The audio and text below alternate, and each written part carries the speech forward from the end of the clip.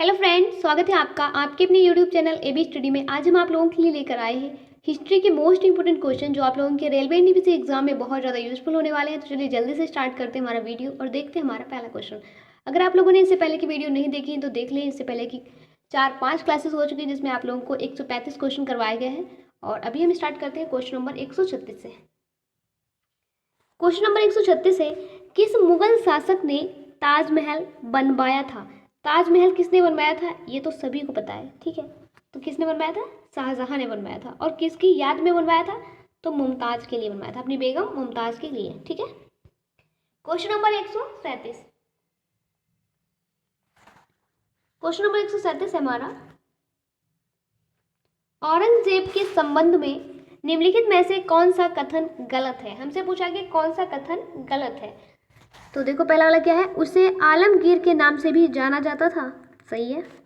सत्ता के लिए अपने संघर्ष में औरंगजेब ने अपने भाई दारा को लड़ाई में निर्णायक रूप से हराया और अपने पिता को आगरा में अपने ही महल में नजरबंद कर दिया, ये भी ठीक है। वह शाहजहां और मुमताज महल का दूसरा पुत्र था, क्या ये भी सही है? नहीं, यही गलत है, ठीक है। तो वह कौन सा पुत्र था? शाहजहां जो है, औरंगजेब जो है, ये शाहजहां और मुमताज का कौन सा पुत्र था? उनके कुल 4 बेटे थे, ठीक है, 4 पुत्र थे। और 4 में से ये कौन से नंबर पे था, ये आप लोग मुझे कमेंट में बताओगे, ठीक है। ये देखो पहले दूसरे नंबर पे तो नहीं था, ठीक है। तो ये कौन से नंबर पे था, ये आप लोग मुझे कमेंट में बताना, ठीक है। क्वेश्चन नंबर 138, निम्नलिखित में से किस राजा को औरंगजेब ने छत्रपति शिवाजी महाराज के विरुद्ध युद्ध के लिए भेजा था? निम्नलिखित में से किस राजा को औरंगजेब ने कौन से राजा को छत्रपति शिवाजी महाराज के विरुद्ध युद्ध करने के लिए भेजा था? तो किसको भेजा था? औरंगजेब ने किसको भेजा था? औरंगजेब ने भेजा था जय सिंह को। और मान सिंह कौन था? वो अकबर के दरबार में नवरत्नों में से एक था, ठीक है। क्वेश्चन नंबर 139, किसे राबिया उद दुर्रानी के नाम से भी जाना जाता था? राबिया उद दुर्रानी के नाम से किसको जाना जाता था? तो दिलरास बानो बेगम को। दिलरास बानो बेगम जो थी उनको एक और नाम से भी जाना जाता था, कौन सा नाम? राबिया उद दुर्रानी, ठीक है। अगला क्वेश्चन, क्वेश्चन नंबर 140, भारतीय इतिहास में किसे आलमगीर के नाम से जाना जाता था? आलमगीर के नाम से किसको जाना जाता था? अभी हमने पीछे क्वेश्चन में पढ़ा था कि औरंगजेब को, ठीक है। औरंगजेब को आलमगीर के नाम से जाना जाता था, ठीक है। औरंगजेब किसका पुत्र था? इसमें दिया है? नहीं दिया है, ठीक है, शाहजहां का पुत्र था। अगला क्वेश्चन, क्वेश्चन नंबर 141, मुगल सम्राट डैश ने आलमगीर शीर्षक अपना लिया था? ठीक। आलमगीर शीर्षक किसने अपना लिया था? तो किसने? औरंगजेब ने, ठीक है। क्वेश्चन नंबर 142, डैश में औरंगजेब की मृत्यु के बाद, औरंगजेब की मृत्यु कब हुई थी? ठीक, उसके बाद ये हमसे पूछा गया कि औरंगजेब की मृत्यु कब हुई थी, ठीक है। डैश में औरंगजेब की मृत्यु के बाद भारत के विभिन्न हिस्सों में मुगल प्रशासकों के तहत कई क्षेत्रीय साम्राज्य सत्ता में आए। तो जो औरंगजेब है इसकी मृत्यु कब हुई थी? ठीक, हमसे यही पूछा है कि औरंगजेब की जो मृत्यु है उसकी मृत्यु होने के बाद जो भारत है, भारत के विभिन्न हिस्सों में मुगल साम्राज्य के तहत, मुगल प्रशासकों के तहत कई क्षेत्रीय साम्राज्य सत्ता में आए। तो इसकी मृत्यु कब हो गई थी? इसकी मृत्यु हुई थी 1707 ईस्वी में, ठीक है। क्वेश्चन नंबर 143, भारत का अंतिम मुगल शासक कौन था? भारत का अंतिम मुगल शासक कौन था? पहला कौन था? पहला था बाबर, ठीक है। और अंतिम कौन था? हमसे ये पूछा है, तो अंतिम भैया कौन था? राइट आंसर क्या होगा हमारा? बहादुर शाह द्वितीय। क्वेश्चन नंबर 144, किस मुगल सम्राट को अंग्रेजों ने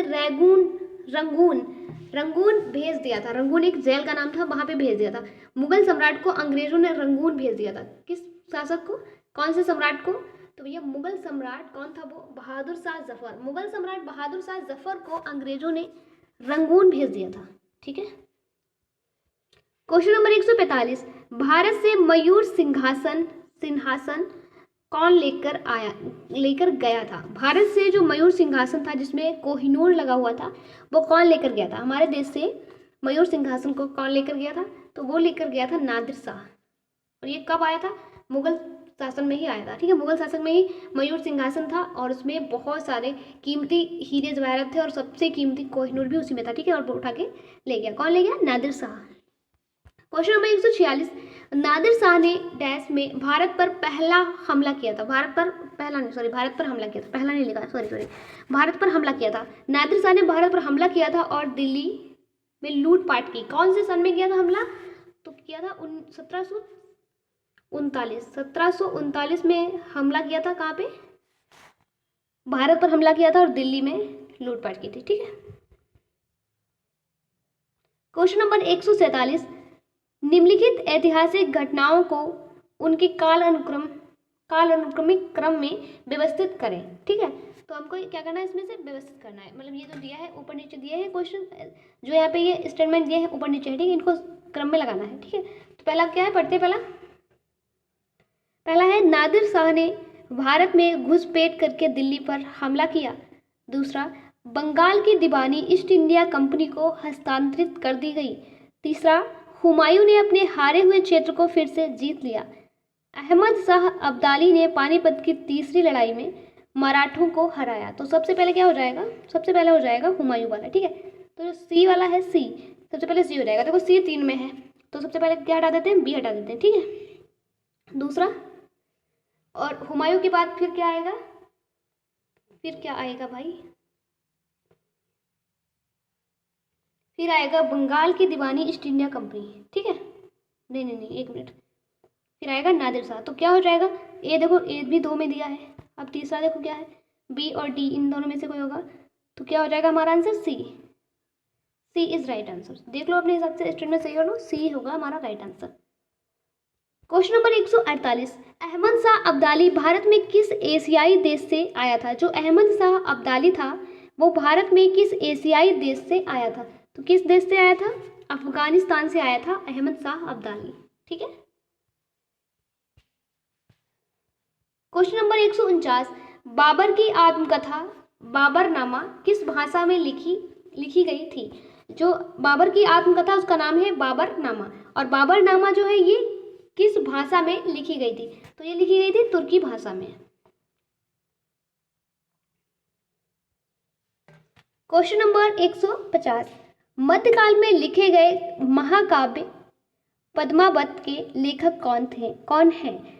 मध्यकाल में लिखा गया महाकाव्य जिसका नाम है पद्मावत, ये किसने लिखा था? तो ये पद्मावत जो है ये लिखा था मलिक मोहम्मद जैसी ने। किसने लिखा था? मलिक मोहम्मद जैसी और अखराबट, और इनकी कई और भी रचनाएं हैं, ठीक है। सबसे ज्यादा पेपर में पूछा जाने वाला Padmaavat. Question number 151,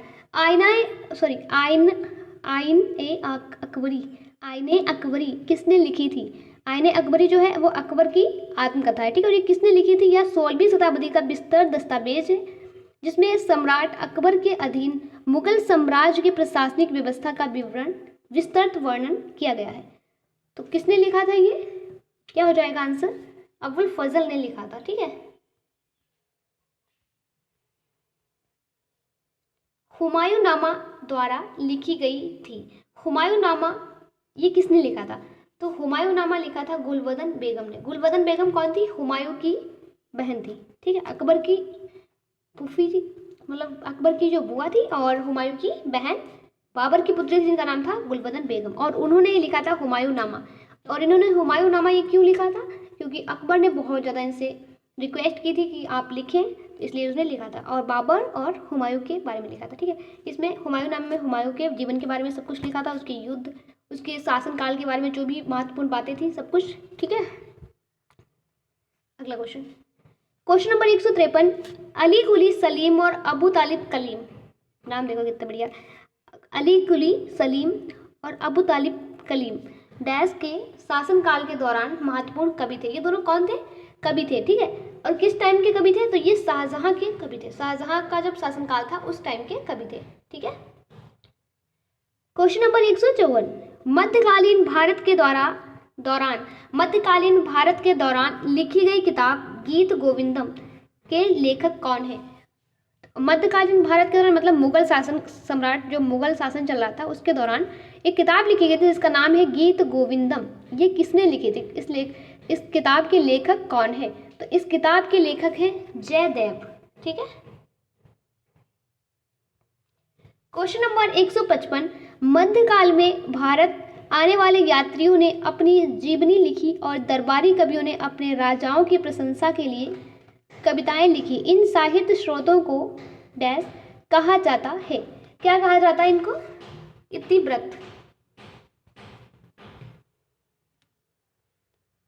question number 155, मध्यकाल में भारत आने वाले यात्रियों ने अपनी जीवनी लिखी और, ये तो हमने पढ़ लिया था, चलो फिर से देख लो, लिखी थी और दरबारी कवियों ने क्या किया? अपने राजाओं की प्रशंसा के लिए कविताएं लिखी। जो मध्यकाल में भारत आने वाले यात्री थे उन्होंने अपनी जीवनी लिखी और दरबारी कवियों ने क्या लिखा? अपने राजाओं की प्रशंसा के लिए कविताएं लिखी। और इन साहित्य स्रोतों को कहा क्या जाता था? तो इनको कहा जाता था इतिवृत्त। ठीक है। क्वेश्चन नंबर 156, सम्राट अकबर का मकबरा किस शहर में स्थित है? तो सम्राट अकबर का मकबरा जो है वो आगरा में स्थित है। ठीक है। क्वेश्चन नंबर 157, हैदराबाद के चार मीनार के संबंध में इनमें से कौन सा कथन गलत है? क्या पूछा हमसे कि कौन सा कथन गलत है? ठीक है। तो गलत कथन हमको बताना है। पहले सभी पढ़ लो सभी।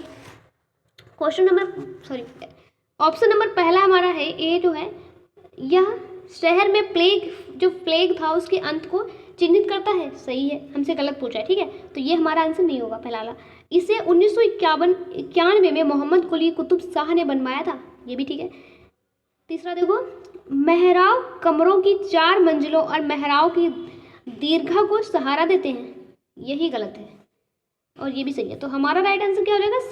सी जो है वो राइट आंसर हो जाएगा। ठीक है। अगला क्वेश्चन नंबर 158, चार मीनार का निर्माण निम्न में से किस व्यापक रूप से, एक सेकेंड,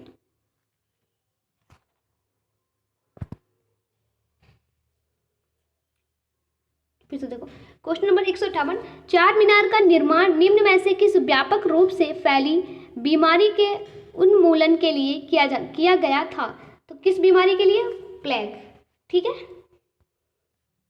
और ये जो चार मीनार है बना कहाँ पे है? तो ये बना है हैदराबाद में। ठीक है। क्वेश्चन नंबर 159, हैदराबाद के चार मीनार का निर्माण किसके द्वारा कराया गया था? जो हैदराबाद में चार मीनार बना है ये किस लिए बना है? जो प्लेग था शहर में चल रहा था उसकी याद में बना है। ठीक है। उसके खत्म होने के बाद बना था। जब प्लेग बीमारी वहाँ से खत्म हो गई थी उसके बाद बना था चार मीनार। किसने बनवाया था? यही हमसे पूछ लिया। ठीक है। किसने बनवाया था? तो मोहम्मद कुली कुतुब शाह ने बनवाया था। ठीक है।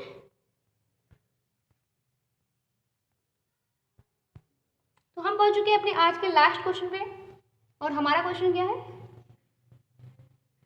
हमारा क्वेश्चन है, प्लेग उन्मूलन की याद में मोहम्मद कुली कुतुब शाह द्वारा निर्मित स्मारक निम्नलिखित में से कौन सा मीनार है? तो इसमें से कौन सा हो जाएगा? चार मीनार। अभी हम पीछे से पढ़ते हुए आ रहे हैं चार मीनार चार मीनार। ठीक है। तो राइट आंसर क्या हो जाएगा? वी। वीडियो अच्छा लगा तो लाइक करें, अपने फ्रेंड के साथ शेयर करें। चैनल पे पहली बार आए हैं तो अभी सब्सक्राइब कर लें। और अगर आप लोगों को कोई भी पीडीएफ चाहिए तो आप हमारे टेलीग्राम चैनल को ज्वाइन कर लें, जिसकी लिंक आपको हमारे वीडियो के डिस्क्रिप्शन में और हमारे चैनल के अबाउट सेक्शन में मिल जाएगी। ठीक है। तो चलते हैं, फिर मिलते हैं अगली वीडियो में इसी तरह के क्वेश्चंस के साथ। तब तक के लिए bye bye and take care.